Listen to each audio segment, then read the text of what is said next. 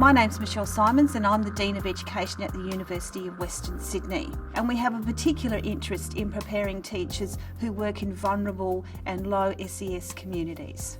Here at UWS we spend a long time thinking about what we're like as a partner, because if we're not a good partner, then why would schools want to work with us? So we have to understand what we're like. And that involves us actually going out to schools and listening to them, saying, how do you find us? What are the things that we can do better in supporting you to help us prepare our pre-service teachers? So a partnership requires all parties to make a decision to move to a new space, to do something different.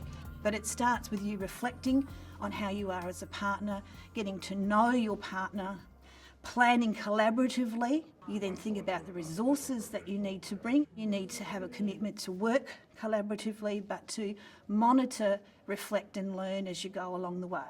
The kind of relationship we're trying to establish is to think of our high school almost as room 202 of the university. The pre-service students at university are having seminars in relation to child protection issues, and then come straight out to the school and actually watch it happen, be a part of it on a regular basis, not just as a one-off and not just as a part of a theory or a seminar. It's actually about our profession. Not only as school leaders but as teachers in the school, we stand to gain so much more by developing a much stronger relationship with our tertiary partners. A lot of research shows that where you see those two things working, so where the principal is directly involved in professional learning and leadership, and where they are prepared to invest money, that's when you see professional growth in teachers' capacity, and that's where you see improvements in student learning outcomes. Students actually reflect on theory and practice as part of some research units that they do. So that requires us to encourage our students to read the scholarly literature, to engage in the debates, but also to understand what that means or what the practicalities of running a school are and how one works in a school, and the role that teachers play in being what I call practical theorists, which is where they draw on their knowledge, their experience and their wisdom, and they come up with explanations to help them to make sense of what is happening and then to make decisions. So in that sort of understanding of teaching, you can't have a theory-practice divide. You've got to have the two connected together. St Clair High School is located in Western Sydney. We have just over 50% of our students in the lowest quartile for income earners, so we're probably classed as a low socioeconomic school. We've developed a really strong relationship with UWS, and that relationship extends beyond pre-service teachers. It's about building the community. An example of that would be our Fair Go project, where we've been working collaboratively in schools for about 15 years now to improve curriculum and pedagogy inside the schools. We can't send out pre-service teachers to work in these schools, some of which are extremely challenging and difficult for a range of reasons, unless we understand and know the community well. So in terms of diversity and equity, I think for some pre-service teachers, especially during their first experience, it's very easy, in their mind, they just judge everything on their life experience. So their first experience opens up the world of 850 students, so many different backgrounds.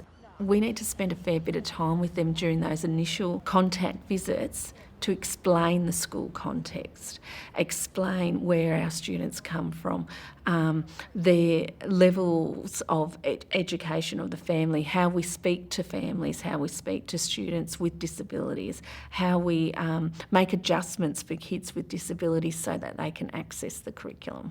Systems that can appreciate and see pre-service teachers as a valuable asset to supporting, enriching and providing greater opportunities for their students to engage, for example, in things that they might not otherwise be able to do so because of the talents and experience of the pre-service teachers, means that, you've got that really rich reciprocal partnership, which actually is really also important because it actually counts the pre-service teacher in.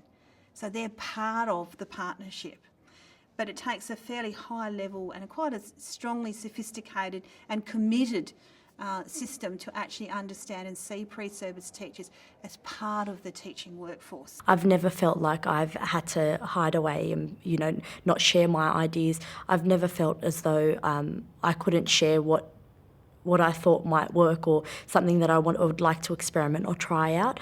I felt that I was always encouraged to actually take on new ideas and try implement new activities and strategies within the classroom and outside of the classroom. And that's because of the good relationships that I think are built within the school amongst the teachers.